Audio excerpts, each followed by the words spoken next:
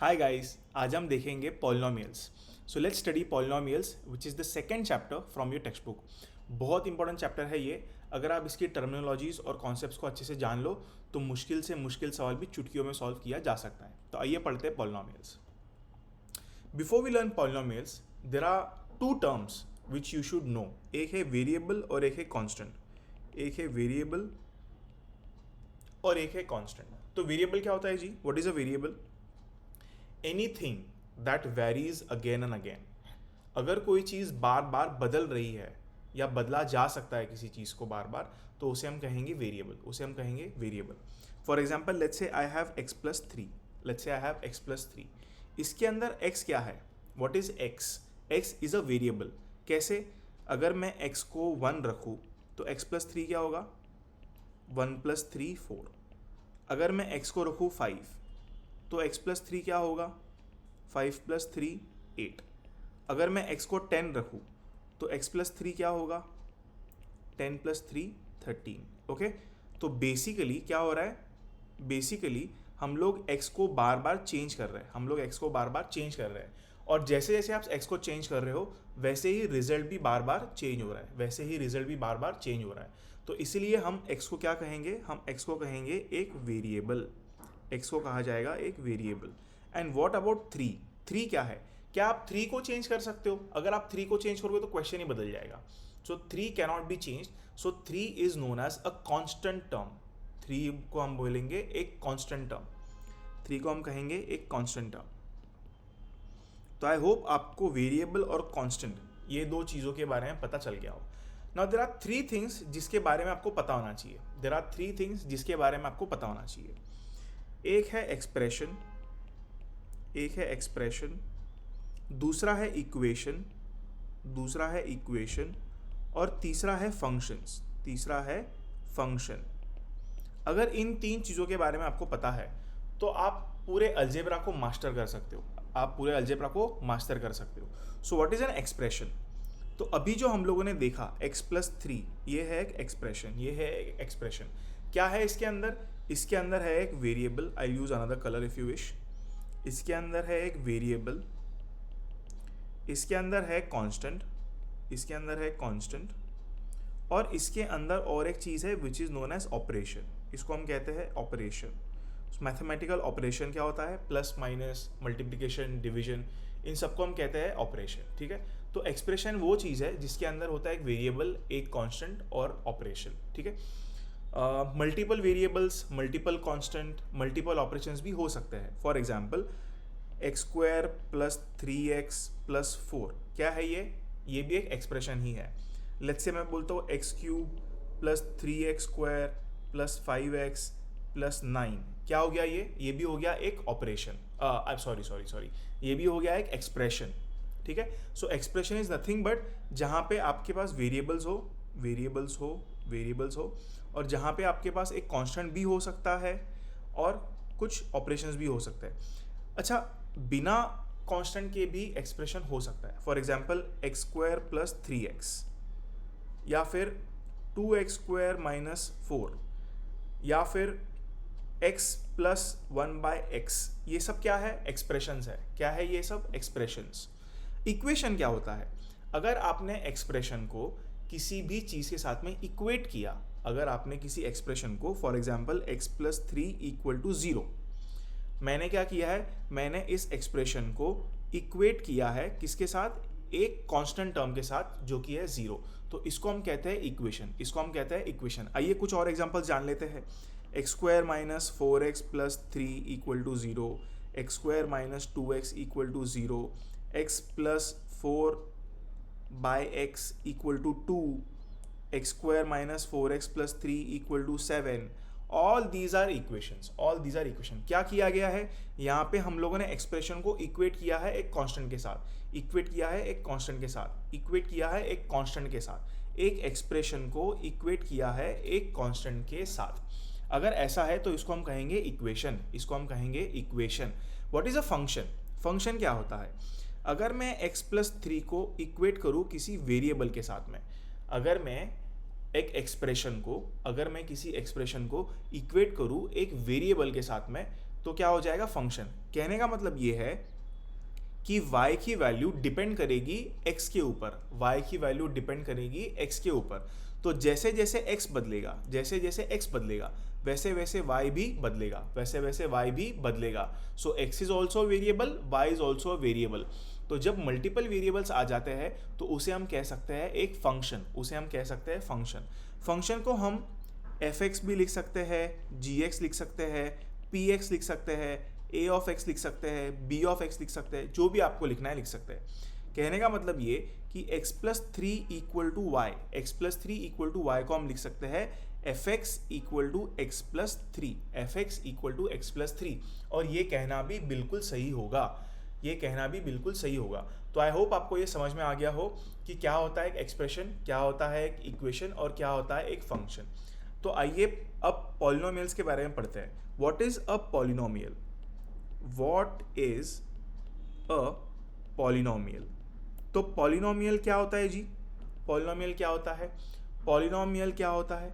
अगर आपके पास एक एक्सप्रेशन है, अगर आपके पास एक एक्सप्रेशन है जिसमें वेरिएबल का जो पावर है, जिसमें वेरिएबल का जो पावर है वो एक होल नंबर है, जितने भी वेरिएबल्स आपके पास होंगे अगर उनका पावर एक होल नंबर है तो उसे हम कहते हैं एक पॉलिनोमियल।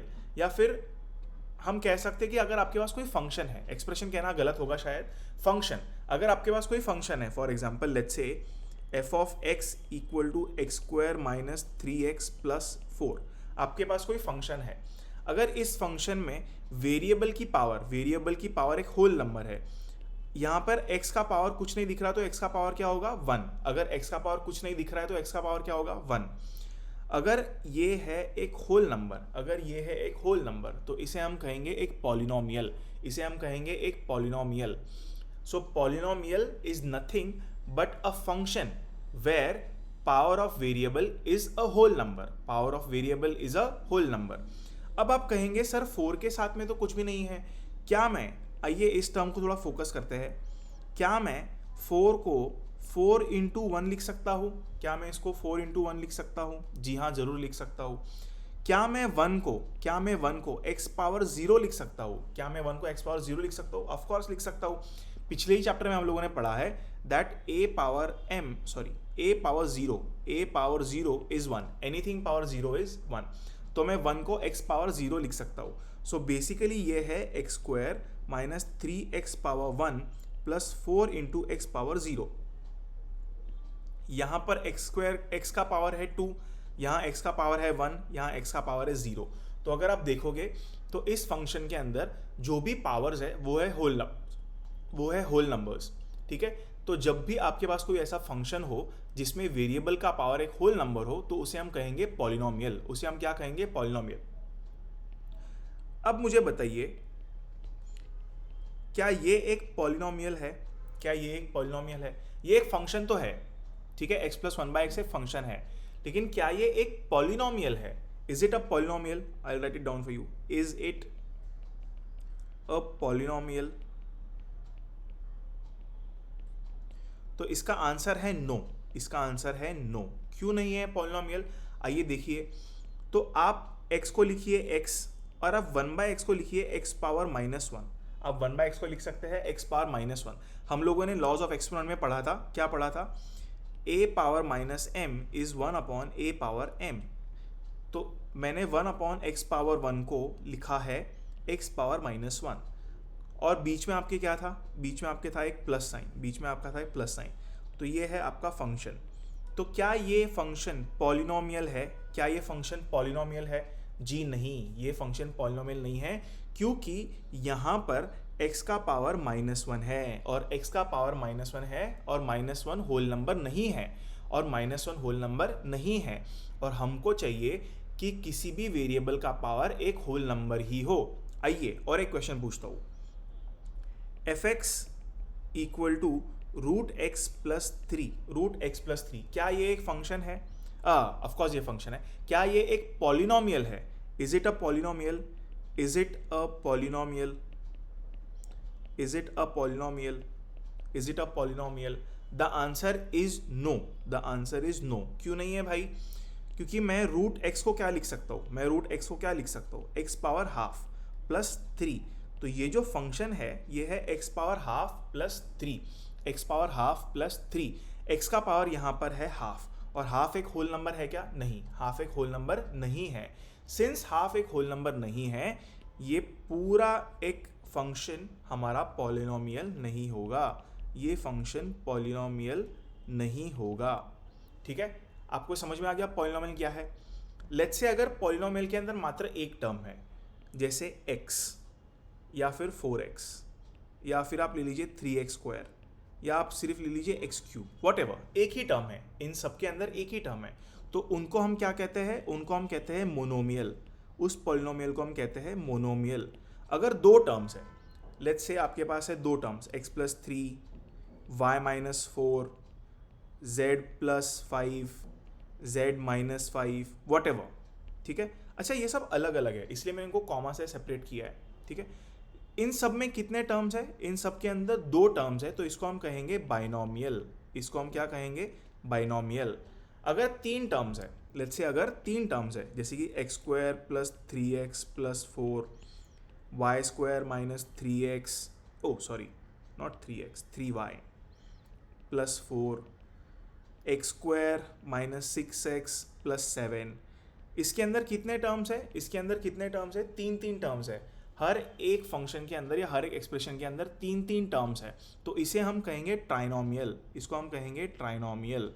ये आपको याद रहेगा, ये तीन चीज़ें आपको याद रहेगी। अगर ये तीन चीज़ें आपको याद रहेगी तो आपका आधा पॉलिनोमियल्स तो यहीं खत्म हो गया, ठीक है। अब हम पढ़ेंगे पॉलिनोमियल्स के अंदर हर एक टर्म्स की कुछ डिटेल्स को, हर एक टर्म्स की कुछ डिटेल्स को। फॉर एग्जाम्पल, लेट्स से मैंने लिया x² - 4x + 3 = p(x).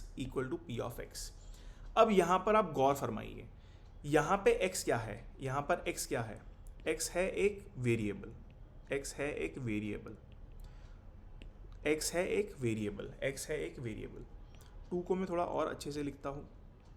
ओके, इस पूरे पॉलिनोमियल टर्म में हर एक चीज़ को हम कहेंगे टर्म, हर एक चीज़ को हम कहेंगे term. For example, x² is a term, x² is a term, 4x is a term, 4x is a term, 3 is a term. तो हर एक एंटिटी को, पॉलिनोमियल के अंदर हर एक एंटिटी को हम कहेंगे टर्म, हर एक एंटिटी को हम कहेंगे टर्म, ठीक है। आइए इसको हम थोड़ा एक बार फिर से लिख देते हैं, तो ताकि बाकी की चीज़ें भी डिफाइन हो सके।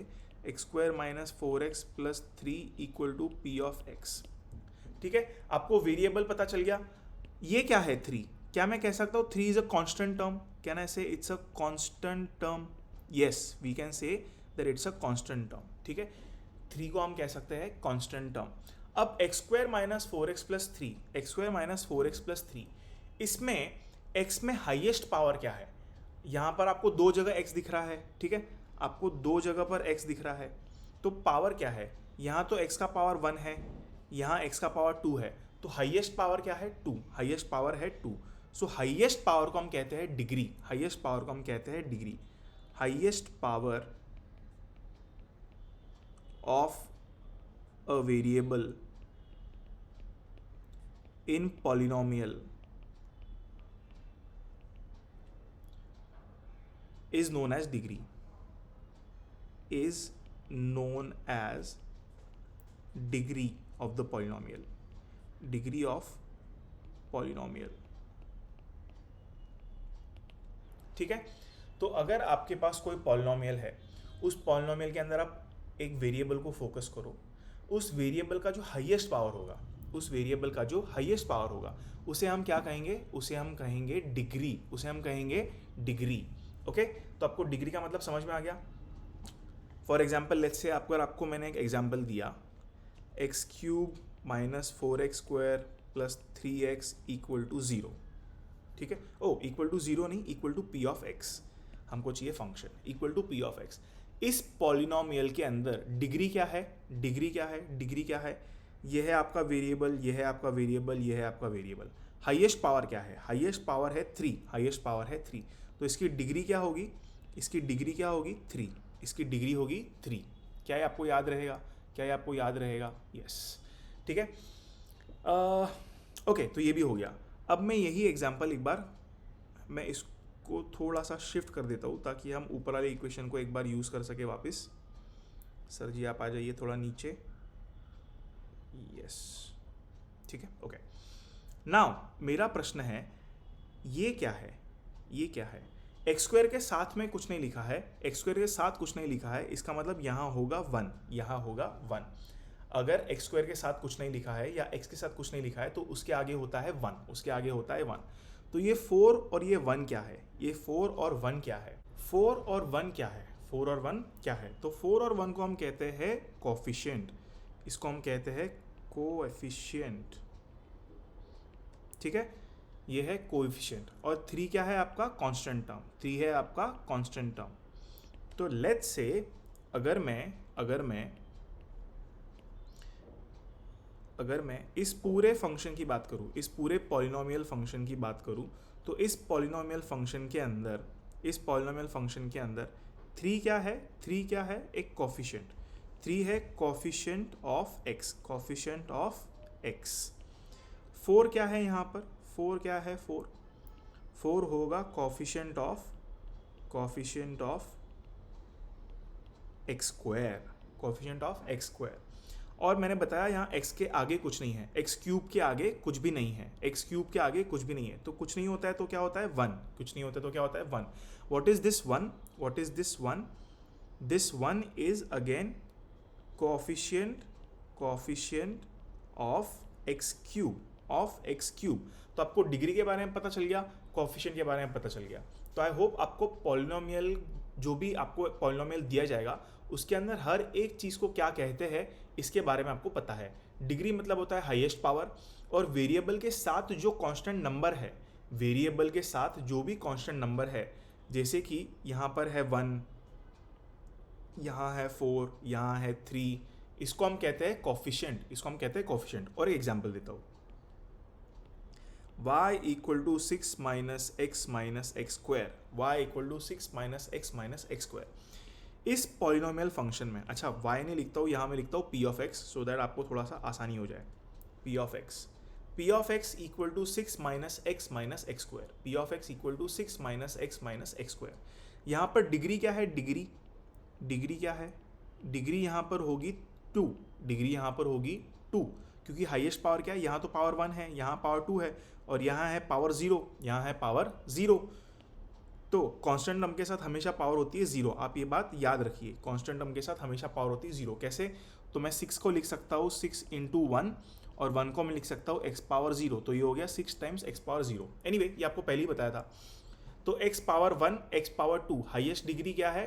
हाईएस्ट पावर क्या है? 2, हाईएस्ट पावर क्या है? 2, हाईएस्ट पावर क्या है? 2। सो हमारा डिग्री क्या होगा? 2, हमारा डिग्री क्या होगा? 2। कोफिशिएंट्स क्या क्या है जी? कोफिशिएंट्स क्या क्या है? Coefficient of X square minus x square, in fact X square ही लिखते हैं। कोफिशिएंट ऑफ x क्या है? आप अगर देखो तो x के साथ में कुछ नहीं है, x के साथ में कुछ नहीं है, कुछ नहीं है मतलब इस टर्म को हम लिख सकते हैं -1 टाइम्स x। यहाँ पर भी एक्स स्क्वायर के साथ कुछ नहीं है, यहाँ पर भी एक्स स्क्वायर के साथ कुछ नहीं है, कुछ नहीं है मतलब हम लिख सकते हैं -1 times x square, -1 time x square. हमेशा याद रखिए, अगर एक्स के साथ कुछ नहीं है तो एक्स के साथ 1 है, एक्स के साथ कुछ नहीं है तो एक्स के साथ 1 है। So what is the coefficient of X square? What is the coefficient of X square? What is the coefficient of X square? -1 क्या है ये? -1। And what is the coefficient of x? X का coefficient क्या है? X का coefficient क्या है? -1 again, x का कोफिशिएंट है -1 अगेन। ये आपको याद रहेगा, वैसे तो हम एक्सरसाइज सॉल्व करेंगे तो उसमें भी ये क्वेश्चंस आएंगे तो हमको पता चल ही जाएगा कि कोफिशिएंट क्या है, लेकिन फिर भी आप ये एक बार समझ लीजिए, अब हम पढ़ेंगे zeros of polynomial, zeros of polynomial का मतलब होता है किसी भी पॉलिनोमियल का आंसर, किसी भी पॉलिनोमियल का सॉल्यूशन। सो सॉल्यूशन कब आएगा? देखिए, अगर आपके पास एक पॉलिनोमियल है x+3, अगर आपके पास एक पॉलिनोमियल है p of x equal to x+3, अगर मैं यहाँ पर x को रखूँ -3, अगर मैं यहाँ रखूँ x को -3, तो क्या आएगा? p of minus 3 equal to minus 3 plus 3 which is equal to 0, which is equal to 0. तो x इक्वल टू माइनस 3 क्या हो गया आपका, x इक्वल टू माइनस 3 क्या हो गया, zeros of polynomial, zero of polynomial, zero of polynomial. और एक एग्जांपल देता हूँ मैं आपको. लेट्स से आपको किसी ने बताया p of x is equal to x square minus 4x plus 3. ठीक है. सो पहले आप मेरे को बताओ p ऑफ 1 क्या होगा. p ऑफ 1, अगर मैं x को यहाँ पर 1 रख दूँ, x को मैं यहाँ 1 रख दूँ, तो p ऑफ 1 क्या होगा, p ऑफ 1 होगा 1 square minus 4 times 1 plus 3 which is 1 minus 4 plus 3. 1 minus 4 होता है minus 3 plus 3 which is 0, which is 0. तो p ऑफ 1 क्या हो गया, 1 क्या हो गया आपका, x इक्वल टू 1 क्या हो गया, what is x equal to 1, ये हो गया 0, ये हो गया 0 of the polynomial, 0 of polynomial. अगर मैं x को 2 रखूँ, लेट्स से अगर मैं इसी पॉलिनोमियल के अंदर x को रखूँ 2, अगर मैं यहाँ x को रखूँ 2 तो क्या आएगा, x square plus 4x plus 3 में x को रखा है मैंने 2, सो p of 2 becomes 2 square plus 4 times 2 plus 3, 2 square plus 4 times 2 plus 3, 2 square plus 4 times 2 plus 3. तो ये हो गया 4 प्लस 8, एक सेकेंड प्लस एक सेकेंड, एक छोटा सा गलती हो गया है, एक छोटा सा गलती हो गया है. गलती ये हुआ है कि यहाँ पर प्लस नहीं, यहाँ पर माइनस साइन है, यहाँ पर प्लस नहीं माइनस है, तो इसको छोटा सा चेंज कर, वैसे तो सही कर रहे थे हम लेकिन फिर भी.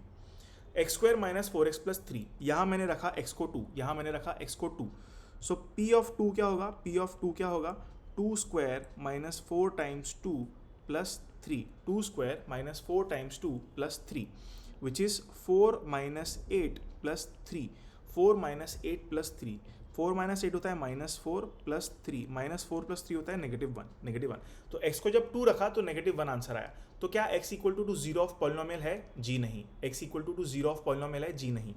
आइए अब रखते हैं x equal to 3, x equal to 3.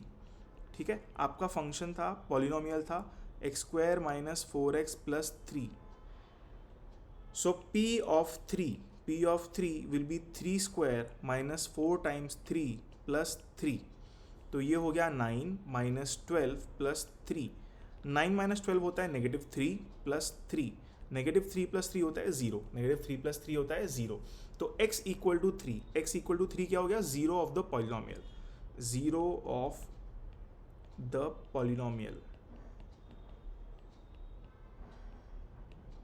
ठीक है. अब आपको एक मज़े की बात बताता हूँ, आपको एक मज़े की बात बताता हूँ. पहले हम इस पॉलिनोमियल को लिखते हैं. सो आपका पॉलिनोमियल था p of x equal to x square minus 4x plus 3, x square minus 4x plus 3. इसकी डिग्री क्या है, इसकी डिग्री क्या है, डिग्री मतलब highest power. What is the highest power, highest power is 2, highest power is 2. अगर highest power 2 है, इसका मतलब ये होता है इफ़ द डिग्री इज़ 2, तो इसका मतलब क्या होगा, इसका मतलब क्या होगा, मैक्सिमम आपके पास 2 जीरोज ऑफ पॉलिनोमियल होंगे, 2 जीरोज ऑफ पॉलिनोमियल होंगे. मैक्सिमम मैं आपको बोल रहा हूँ, मिनिमम 0 भी हो सकता है, 1 भी हो सकता है, लेकिन 2 से ज़्यादा नहीं होंगे, ये बात श्योर है. 2 से ज़्यादा नहीं होंगे, ये बात श्योर है. अगर किसी पॉलिनोमियल का डिग्री 4 है, अगर किसी पॉलिनोमियल का डिग्री 4 है, तो उस पॉलिनोमियल में ज़्यादा से ज़्यादा 4 जीरोज ऑफ पॉलिनोमियल हो सकते हैं, 4 जीरोज ऑफ पॉलिनोमियल हो सकते हैं. 4 से कम हो सकते हैं या फिर 4 हो सकते हैं, 4 से ज़्यादा नहीं, 4 से ज़्यादा नहीं. तो ये हम लोगों ने सीख लिया जीरोज ऑफ पॉलिनोमियल. अब आइए, अब हम करेंगे एक बहुत इंपॉर्टेंट कॉन्सेप्ट जिसको हम कहते हैं फैक्टर थ्योरम, जिसको हम कहते हैं factor theorem. What is a factor theorem, बहुत इंपॉर्टेंट कॉन्सेप्ट है ये, बहुत इंपॉर्टेंट कॉन्सेप्ट है ये. फैक्टर थ्योरम क्या होता है जी, फैक्टर थ्योरम क्या होता है. लेट्स से आपके पास है polynomial p of x equal to x square minus 4x plus 3, x square minus 4x plus 3. तो यहाँ पर अगर आपको याद हो तो x equal to 1 and x equal to 3 क्या है, x equal to 1 and x equal to 3 क्या है, zeros of polynomial, zeros of polynomial. ठीक है. अगर x equal to 1 and x equal to 3 zeros of polynomial है, तो x minus 1 and x minus 3 will be factor, ठीक है। इसको मैं थोड़ा सा जनरलाइज करता हूँ। लेट्स से आपके पास है एक पॉलिनोमियल p ऑफ x, आपके पास है एक polynomial p of x and p of a is 0, p of a is 0, p of a is 0, मतलब x equal to a आपका क्या हो गया, zeros of the polynomial, zeros of the polynomial।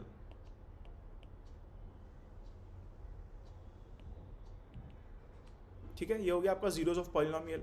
x equal to A आपका क्या हो गया, zero of polynomial, x equal to क्या हो गया, जीरो ऑफ पॉलिनोमियल। a को इस साइड शिफ्ट कर दीजिए तो x minus a equal to zero, ये हो जाएगा। तो x माइनस ए जो है, x माइनस ए जो है, x minus A will be a factor, x minus A will be a factor, x minus A will be a factor. ठीक है, फॉर एग्जाम्पल लेट्स से p ऑफ x है आपका 6 minus x minus x square, ये है आपका 6 minus x square. तो अगर मैं यहाँ पर p ऑफ 2 रखूँ, p ऑफ 2 रखूँ तो क्या आएगा, 6 minus two square, 6 minus 2 minus 4, सो 6 माइनस 2 होता है 4 माइनस 4 विच इज़ 0। तो 2 क्या हो गया, यहाँ पर 2 क्या हो गया, x equal to 2 is zero of polynomial, zero of polynomial. अगर मैं x इक्वल टू 2 को जीरो ऑफ पॉलिनोमियल बोलूँ तो x माइनस 2 क्या होगा, x माइनस 2 होगा फैक्टर, x माइनस 2 होगा फैक्टर। लेट्स से अगर मैं यहाँ पर x इक्वल टू 3 रखूँ, अगर मैं यहाँ पर x इक्वल टू 3 रखूँ तो p ऑफ 3 क्या होगा, 6 minus 3 minus 3 square, 6 minus 3 minus 3 square, 6 minus 3 is 3 minus 9, तो ये हो गया नेगेटिव 6, ये है नेगेटिव 6। तो क्या हम p ऑफ 3 को जीरो ऑफ पॉलिनोमियल बोलेंगे, नहीं। क्या हम p ऑफ 3 को जीरो ऑफ पॉलिनोमियल बोलेंगे, नहीं। लेट्स से इसी पॉलिनोमियल के अंदर p of x equal to 6 minus x square, अगर मैं x को रखूँ -3, अगर मैं x को रखूँ -3 तो p of -3 will be 6 minus -3 minus 3 whole square, तो ये हो गया माइनस माइनस प्लस हो गया, तो 6 प्लस 3 माइनस 3 स्क्वायर होता है 9, माइनस 3 स्क्वायर होता है 9, तो ये हो गया 9 माइनस 9 विच इज़ ज़ीरो।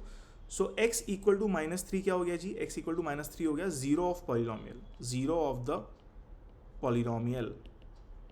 और अगर x equal to -3 zero of polynomial है तो आप नेगेटिव 3 को इस साइड शिफ्ट कीजिए, x प्लस 3 क्या होगा, x plus 3 will be factor. याद रखिए यहाँ पे मैंने फैक्टर लिखने के समय इक्वालिटी वाले साइन को हटा दिया है, बस -3 को लेफ्ट हैंड साइड में शिफ्ट करो, that's it, x plus 3 is a factor, x plus 3 is a factor.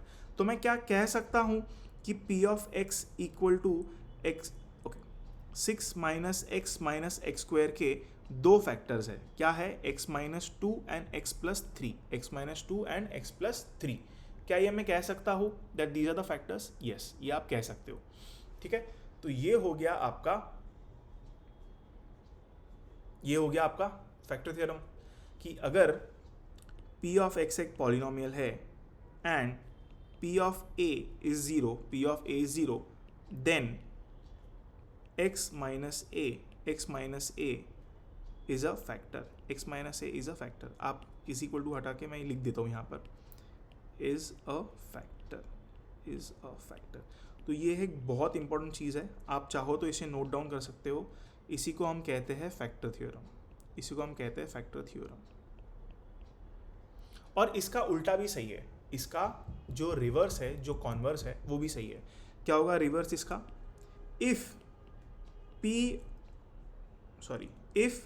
if x minus a is a factor of p of x, अगर x minus a p of x का एक factor है, अगर x minus a p of a का एक factor है, then p of a will be zero, ये भी है फैक्टर थ्योरम। तो ये दोनों स्टेटमेंट आप नोट डाउन कर लीजिए। मैं आपको एग्जांपल देता हूँ सेकेंड का। फॉर एग्जांपल लेट्स से p of x is x square minus 4x plus 3, x square minus 4x plus 3। if and I am saying and x minus 1 is a factor, तो if x minus 1 is a factor, then x minus 1 equal to 0, x equal to 1, x minus 1 equal to 0, x equal to 1, then p of 1 will be 0. आइए verify करते हैं. p of 1 आपका होगा 1 square minus 4 times 1 plus 3. ये हो गया आपका 1 minus 4 plus 3. 1 minus 4 is negative 3 plus 3 which is zero. तो ये हो गया आपका प्रूफ. तो बहुत इंपॉर्टेंट है ये स्टेटमेंट भी कि if x minus a is a factor of p of x, then p of a is zero. तो आई होप आपको ये समझ में आया हो. अब हम सीखेंगे फैक्टराइजेशन करते कैसे हैं. सो लेट्स से आपके पास एक पॉलिनोमियल है p of x which is x square minus 4x plus 3. तो दो चीज़ आपको करनी है. find two numbers whose product is 3. Second, 3 मैंने लिया यहाँ से. So find two numbers whose product is 3. And then find two numbers whose sum is negative 4. तो ऐसे दो नंबर आप बता सकते हो जिसका प्रोडक्ट 3 है और सम -4 है. ऐसे दो नंबर होंगे, आप ट्राई कर लीजिए. 3 के फैक्टर्स क्या क्या है? 1, 3, -1, -3, right. 1 into 3 is 3, -1 into -3 is 3. तो आप कोई भी दो नंबर लीजिए जिनका सम अब -4 होगा, तो वो है ये दो numbers. So -3 and -1 and -3, these are the two numbers जिसका प्रोडक्ट 3 है और जिसका सम इज -4. तो आप मिडिल टर्म को स्प्लिट कीजिए. आप किसको स्प्लिट कीजिए? मिडिल टर्म को. मिडिल टर्म क्या है? ये. आप इस मिडिल टर्म को स्प्लिट कीजिए. So X square minus 4x plus 3, ये आपका px है. अब मैं -4 को लिख सकता हूँ -1 -3. तो मैं यहाँ लिखूँगा प्लस -1 3 x प्लस 3. -1 3 x. क्या मैं -4 को -1 3 लिख सकता हूँ? ऑफकोर्स लिख सकता हूँ. सो अब आप x को -1 से मल्टीप्लाई कीजिए तो आपका आएगा एक्स स्क्वायर माइनस एक्स. फिर आप x को -3 से मल्टीप्लाई कीजिए, आपको आएगा -3x प्लस 3. अब इन दोनों टर्म्स में से क्या हम x को कॉमन ले सकते हैं? ज़रूर ले सकते हैं. तो x को कॉमन लेंगे तो क्या बचेगा? x minus 1.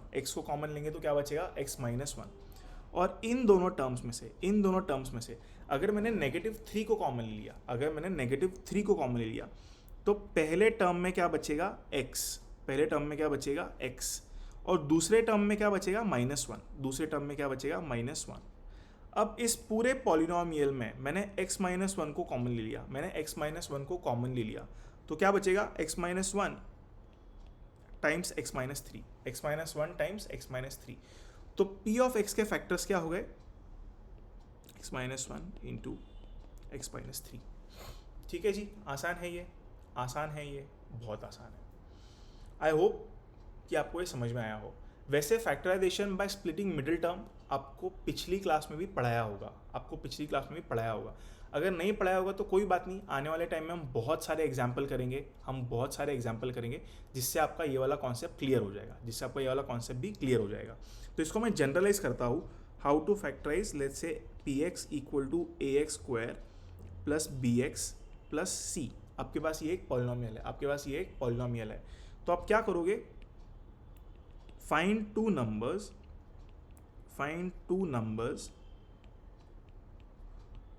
whose product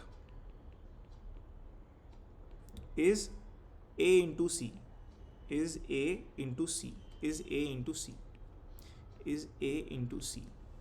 Then second thing is find two numbers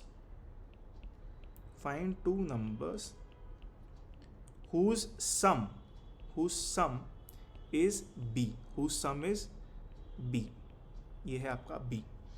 ये होने के बाद थर्ड चीज़ है now split the middle term, now split the middle term, now split the middle term.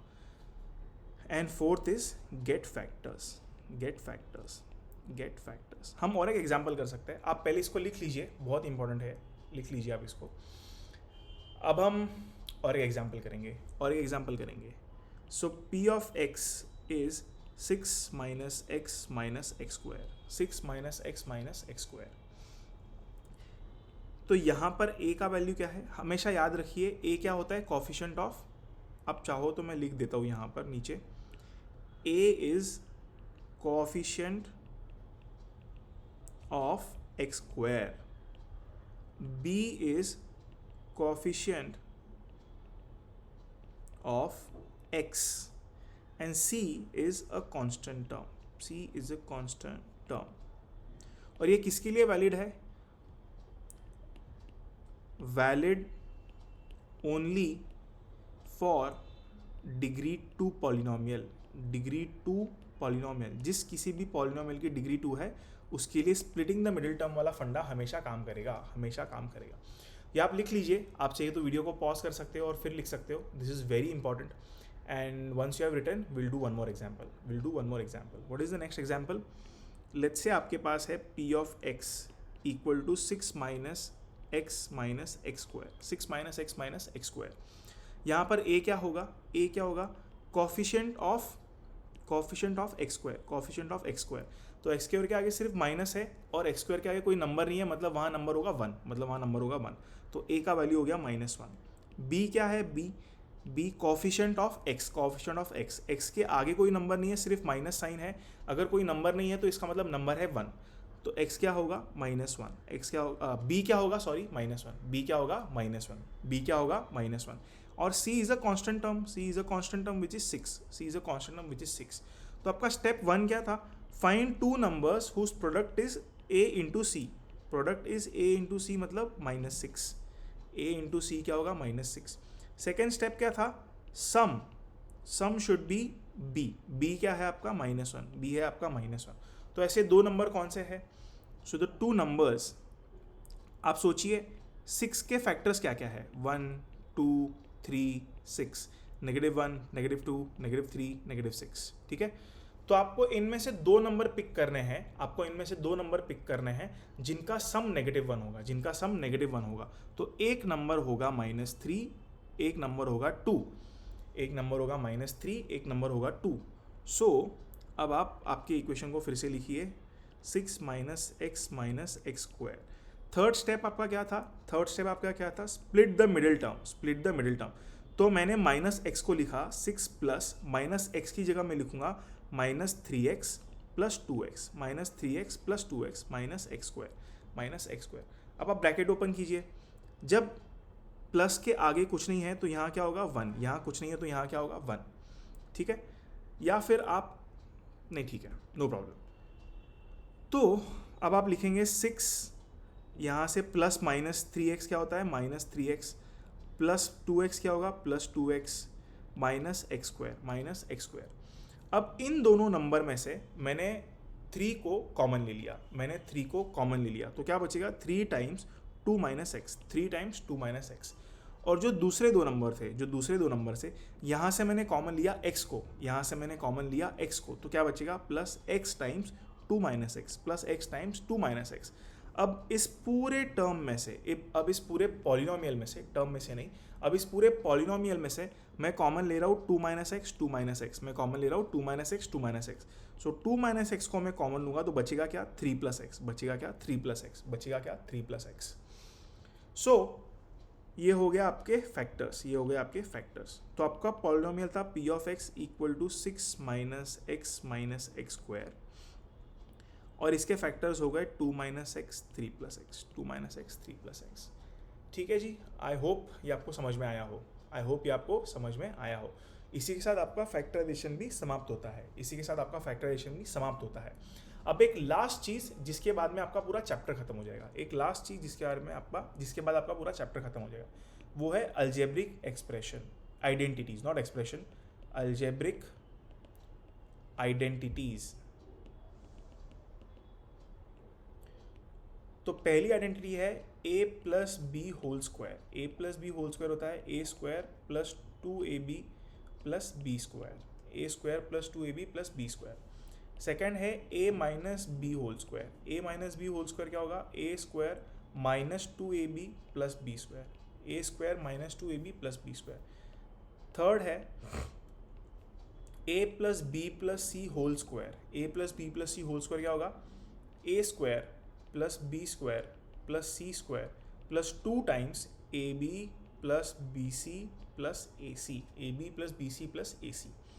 Fourth है आपके पास A plus B whole cube. A plus B whole cube क्या होगा? A cube plus B cube plus 3ab A plus B, 3ab A plus B.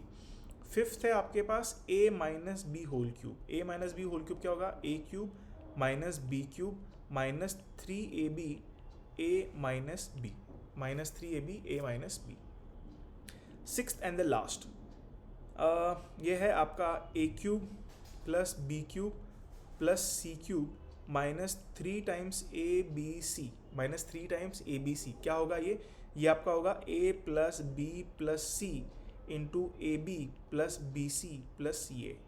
ठीक है, ये identities याद रखिए बहुत। अच्छा, एक और छूट गई, ये आपने पिछले चैप्टर में भी यूज़ किया है। A square minus B square is A minus B into A plus B, A minus B into A plus B. आप इन आइडेंटिटीज़ को रट्टा मार लीजिए, आप इन आइडेंटिटीज़ को मगअप कर लीजिए। अगर आप इन आइडेंटिटीज़ को मगअप करोगे तो आपके बहुत सारे क्वेश्चंस आसानी से सॉल्व होंगे। और ये इंपॉर्टेंट है, कभी ना कभी आपको इसको याद करना ही पड़ेगा, कभी ना कभी आपको इसको याद करना ही पड़ेगा। So memorize it and it will be really really helpful. इसी के साथ आपका पॉलिनोमियल चैप्टर, जी हाँ, खत्म हो गया, आपका पॉलिनोमियल चैप्टर खत्म हो गया। That's it for this video. In next video हम लोग देखेंगे कि पॉलिनोमियल के एक्सरसाइजेस सॉल्व कैसे करते हैं, पॉलिनोमियल के एक्सरसाइजेस सॉल्व कैसे करते हैं। So thank you so much, देखते रहिए। Please like, share and subscribe. Take care.